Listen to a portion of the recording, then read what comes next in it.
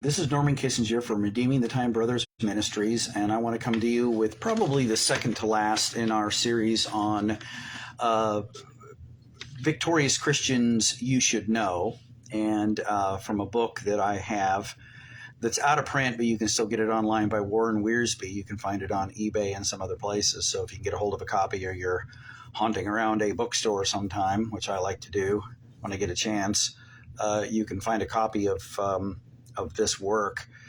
And so I haven't gone over all the people in the book, and so I do recommend that you get a hold of it. But I did go over different ones I feel like the Holy Spirit wanted me to go over, ones that were of special interest to me, and share with you as I've been kind of doing my Christian book reviews.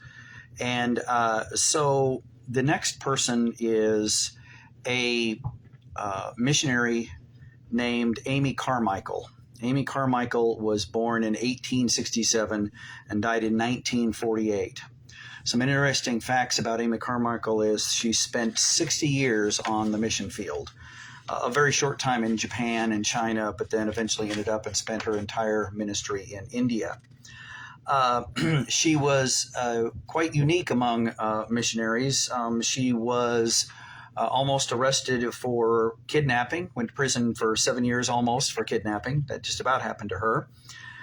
She would tell people to send money to other ministries besides hers. So she was unique in that way. She spent the last 20 years as a missionary doing a very effective work, basically from her bed, because she was almost an invalid completely in the last 20 years of her ministry, yet she stayed busy for the Lord during that time. As we talk about the story of Amy Carmichael, she truly is the missionary of the unexpected, unpredictable, and among maybe many Christians, the unacceptable. And we'll talk about that kind of at the end of the story. I actually have a couple of works that at least mention her, or I have a book on Amy Carmichael that a biography about her, and also this work here mentions her, and I think I have a couple of other books that mention her. She was born in Northern Ireland. She had a very pious upbringing among what were called the Covenanters, which were a pious group of Christians in Ireland. She became a Christian in 1883 in a Methodist school that she was going to. And her family was always very serious about the Lord, but something happened to them, which is kind of a unique story. And she got a lot of her spiritual strength from her mother. But they were coming home from church, I believe it was, one day, and there was an elderly lady that was obviously very poor, and she was carrying this heavy burden. And so the children in the Carmichael family took her burden, and they grabbed her by the arm, and they took her to where she needed to be. And as they were going along, different people from different churches who were laying out were looking at them disapprovingly. And from that experience there, Amy Carmichael had a kind of a spiritual awakening to the idea that Christianity should be something that was lived out, and that eternity was important. And she began to distance herself away from the kind of second phases of a lot of revivals, because in the first phase of revival, people are getting saved and people are rededicating their life, and that lasts for several months or years. And then then everybody kind of settles into a pious Christianity that has maybe a lot of intellectualism and maybe even a close relationship to God, but not a lot of work and not a lot of going out and advancing the kingdom. And so she rejected that very early in life, that idea that she expected that a person who was going to work for God was going to be somebody who was going to be busy for the kingdom. They weren't just going to know a bunch of Bible and have maybe even a personal relationship with God. They were going to be busy about kingdom work. And so from there, she began to minister to poor girls in the mills, because back at that time, a lot of children worked in the mills from a very young age, had very little education. And so she would minister to them. In fact, got money together to build a building that she ministered in, and ran different types of Bible studies and ministered to them in different ways. She then really looked for the downcast and rejected. That was a hallmark of her ministry. It was the downcast, the hurting, the rejected, the prisoner, the person who was a slave. Those were the people that she would minister into their lives, and the people that was important to her for ministry. And God usually does call us to different specific ministries, and sometimes just very specific different types of people. And sometimes who we end up with in ministry isn't the person that we maybe would choose, or the type of ministry that we may choose. Example, Dwight L. Moody was a very, very poor speaker, very poor at spelling, like me, and he in his ministry, he often would reach people that were very intellectual, even though he was a very kind of a backwoodsy kind of guy. And literally, if you read the biography of his story, and so that was her ministry, who she ministered to. She felt called to the mission field in 1892, and so she went under a missions board, and eventually she began to she got enough approval by a missions board to go on the mission field in Japan. She was there not a very short period of time, just not even about a year or so, a little longer, got sick and went over to China and Sri Lanka to recover. And then in 1895, after she had been back to England for a brief stay, she was sent again to India. Now, she did what Hudson Taylor did, that a lot of very effective ministers did, and I don't know if Adoniram Judson did this, but both of them did, and several other ministries that I've read, several other missionaries I've read about did this. They adopted the native dress of the land, so they would take on the dress of wherever they were at. So Hudson Taylor wore the traditional Chinese outfit with pants and the button-up kind of shirt that you see maybe on I don't want to say it like this, but an old movie or almost like a kung fu sort of an outfit. And she would wear the sari of the Indian ladies, the wraparound dress of the Indian ladies. And both of them felt that one of the hindrances to the gospel was it was very easy and even though British and American missionaries did a great job of winning millions of people to the Lord in the 1900s and the 1800s, the problem was that it was very easy to accidentally Americanize or to Britishize the people that they were ministering to, and so they needed to be Christians of their culture, not mimicking the American or British kind of lifestyle, except in the places where obviously it's truly gospel. And so they were very wise in doing that. And I think that there is maybe a little bit of criticism in that day of maybe valid criticism of mission works that kind of tended to want to, change wherever they were ministering to the folks there to our culture rather than just giving them the gospel and having it worked out in their culture. All the principles of the gospel worked out in their culture. In 1901, her life changed. Another life change happened for her while she was working in a mission fellowship there. A young girl, very young, under the teenage years, comes running into the missionary compound that she was at and begged them to protect her from the temple that she was sold to. And in the temple of India there, what was going on was that back in that day, a lot of Hinduisms had temples. The parents of young girls would sell their extra children to the temples for temple prostitution because that was part of the worship that would take place there. So very much like some of the Old Testament pagan gods and stuff, and the worship that went on in the Temple of Diana, the worship that went on with the Baal and Ashtaroth and Molech and some of that was taking place here. And I'll stop here to make a comment about that. I think that unfortunately back in the 1960s, it was popularized that the Hindu religion and the Hindu faith was kind of just a love everybody, get in tune with the world kind of a religion. And I won't claim to speak to what Hinduism looks like now in India, but certainly the testimony of the missionaries back in the early 1900s and the 1800s was that there was a whole bunch of demonism and idol worship and just some horrible things going on. So, every religion, of course, unfortunately has its own, probably skeletons in the closet, but unfortunately this was happening in the Hindu faith. Well, that made active, dust-stirring, ruffling feathers Amy Carmichael mad, and she declared war on this, and she would rescue these young ladies out of these temples. Now, when she was a kid, and this wasn't in this book, but in another book that I read, Amy was mad at God when she was a kid because she wanted to have blue eyes, but she had brown eyes. And later she testified that what had happened was that God knew exactly what he was doing when he called her, because her brown eyes made it possible for her to dress up as an Indian lady, walk into the temples, and bring the children out of the prostitution that she found them in, those that she could get away from the temple prostitution. So God used her in that way. She very quickly had 17 kids that she had rescued, and rescued many, many scores more over the years from the temple prostitution.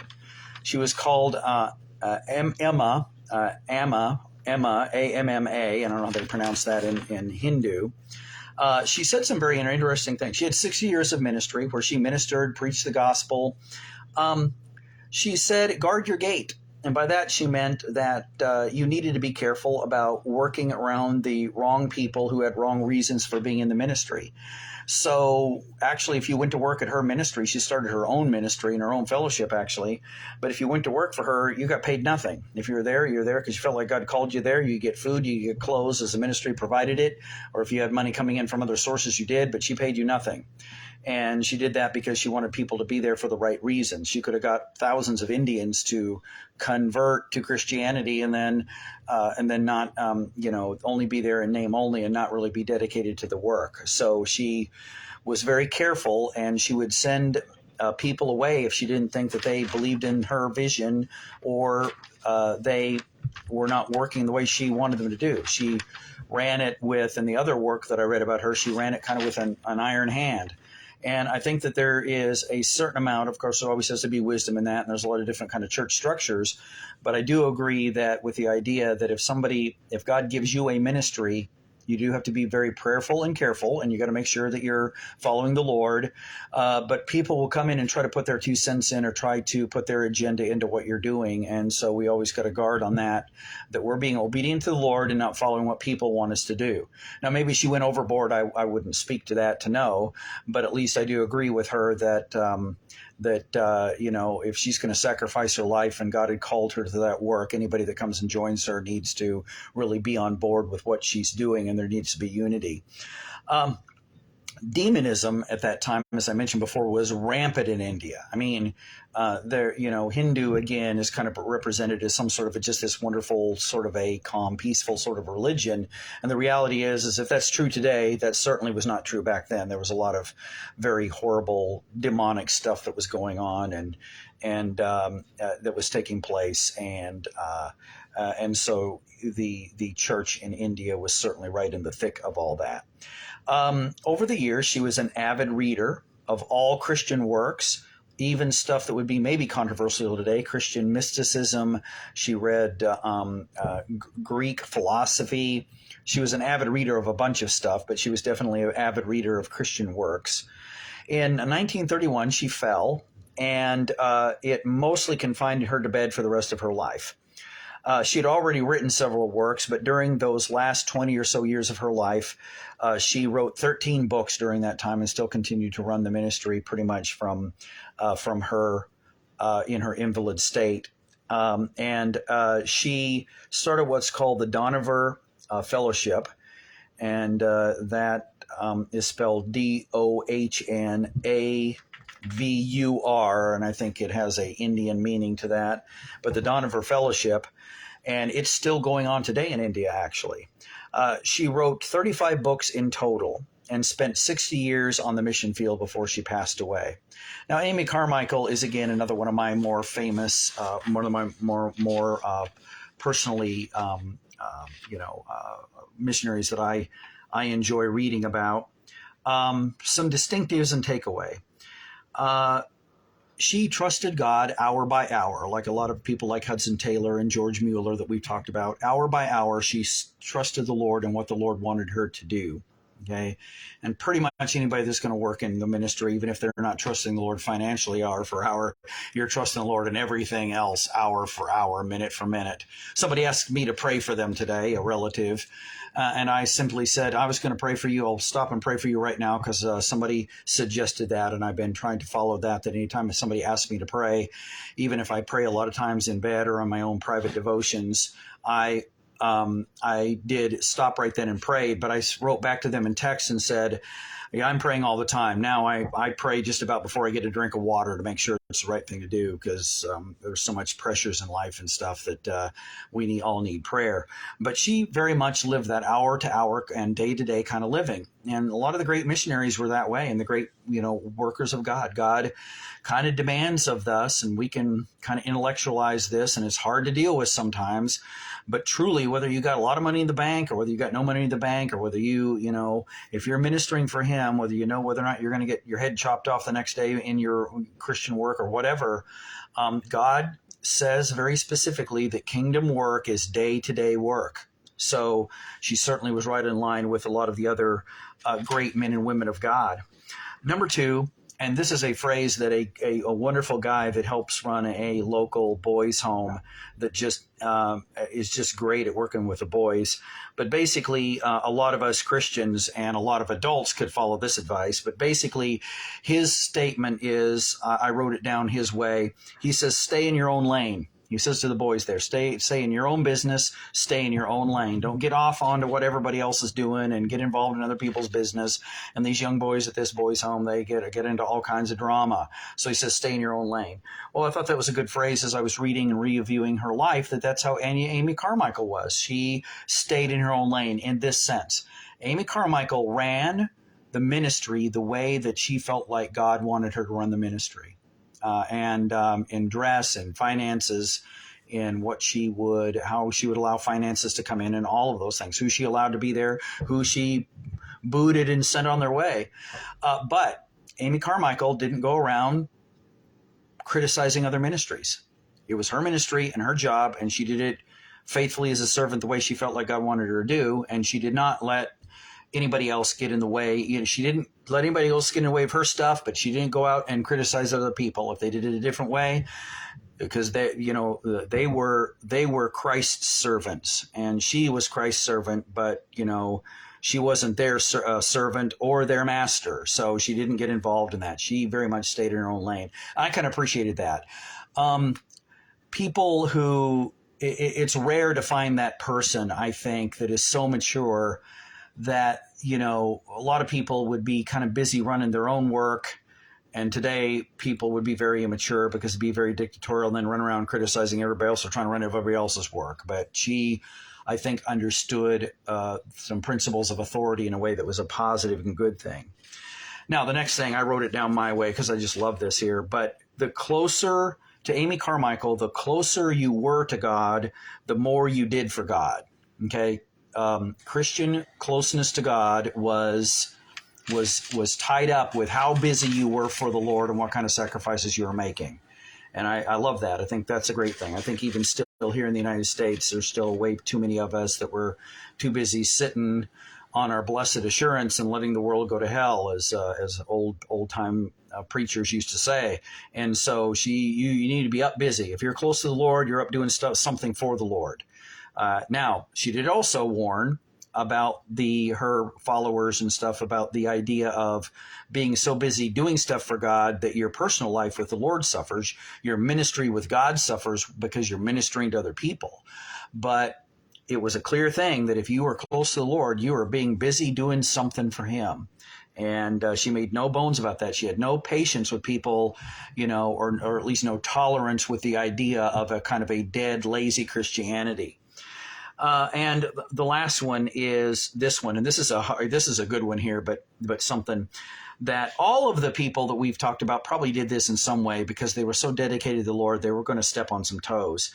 But Amy Carmichael was a world-class toe stepper, and she was a world-class doing it in ways that would make people upset. All right. So she ruffled a lot of feathers in her years, and a lot of people scratched their head at her because she didn't walk to everybody else's drum. She did what she felt like God wanted her to do, regardless of how controversial that is. And that made me think of a lot of saints that I know. I've known people that I can think of a couple of Christians I know out there that were the type of people that they could never really fit into church. I mean, people just would get offended at them and what they were doing, but they were the kind of people who were willing, and a lot of times, even though they made lots of mistakes, they were willing to kind of minister out on the edge. One guy that I knew for years, a friend of mine, God would call him and he'd kind of pack up and go to some town and buy 1,000 tracts and pass them out in a city. Something that most of us would probably not even hardly think about doing, but he would go do that. And so he was very busy about, people who are on the edge for the Lord are sometimes the most misunderstood. And sometimes they blow it. And sometimes because of their kind of wilder personalities and thinking, they do cross the line. But I think we got to be careful that we don't reject everybody that doesn't fit neatly into the Christian mold. Because the truth of the matter is that pretty much every great man and woman of God that we've gone about so far, probably in some way or another, was, at least as the world was concerned, kind of a rebel to the status quo. They just weren't that way. And Amy Carmichael could be the poster child for that one. She could be the patron saint for kind of not following the status quo. If you read her works and stuff, she did things kind of to her own drum. But just in general, not just those strange bird Christians out there that we kind of scratch our head at a little bit, maybe because they're kind of out there and how they do ministry and stuff. We need to be, I think, we need to give them a little bit of grace and make sure that we are honest about maybe God has put them there. Maybe they're way out in left field theologically or something, and they need to, they're harming. But sometimes I think we may be quick to judge some people that are just really in a right relationship with God, but they're just out doing stuff God hasn't called us to do, and it's a little wild. Okay, so that's just my thought. But on a kind of a more practical level for all of us, if we're not called to those wild ministries, God isn't asking us to pack up and drive across country and give out tracts to tracts to everybody in the town of Missoula, Montana, or whatever, we still, if you're going to be busy for God, and this is what I wrote down, you are going to stir up dust. If you're going to be busy for God, you're going to stir up dust. So you might as well get used to it. You're going to be criticized. You're going to have ministries taken out from underneath you. You're going to have people attempt to destroy you and your family if you're doing what God wants you to do. And I know that's kind of a cliche, and that's kind of a truism that's true, but it's something that we need to be reminded of. If you're going to be busy for God, you're going to stir up dust. And if you're stirring up dust, people are going to get dust in their eyes, and they're not going to like it. But still, God calls us to that. Christ was a dust stirrer. The prophets of the Old Testament, the disciples after they were filled with the Holy Spirit, were dust stirrers, to the place where, except for one of them, and even he was tortured, John, the rest of them were killed. Okay, so that's how much they stirred up dust. I enjoy Amy Carmichael. I enjoy reading biographies and true stories. I like watching the true stories of different Christians if I can get them on media, TV, or whatever. I like stories because stories illustrate some wonderful things that, just writing down phrases and stuff, just doesn't come across the same way. So I always recommend reading some of these great men and women. You get a hold of anything about Amy Carmichael, grab it. Read through it, devour it, get all of her books, read them. Warren Wiersbe said, unfortunately, that he felt like that her books were sort of hard to read, but it said that the problem was that he read them when he was a more immature Christian, and he found that he had a better time reading them after he matured into his faith. So they are, they're kind of like Oswald Chambers, and there's some deep stuff. You might have to read things a couple of times because, she can be kind of deep. So I hope you enjoyed this by Amy Carmichael. I think we'll probably do, I believe, Jonathan Edwards next, and then we're going to go into maybe some Christian philosophy and kind of some thoughts on Christian psychology and counseling, maybe. Thinking about that. because of some moves that I'm making in my life. So we may head that direction there. Be sure and watch Gene's podcast. They're a blessing every single time. If you need a short, quick devotion like a snack bar, you need a religious snack bar, energy bar. Get online and look at one of Gene's podcasts and one of Gene's Facebook or TikTok on our website or on YouTube. They'll bless you. Okay, they'll bless you. And quite frankly, you can almost go through one of them, get a Bible verse, get an inspiring thought or two in the time it takes to sit at a stoplight. I'm the long-winded one. We've probably gone about 15 minutes here. He stays very precise, and you'll just be blessed by him. This is Norm Kissinger and Gene Kissinger from Redeeming Time Brothers Ministries, and we're just enjoying our ministry more and more. God bless you all. May the Lord bless you. As Gene says, God loves you, and so do we. God bless you guys.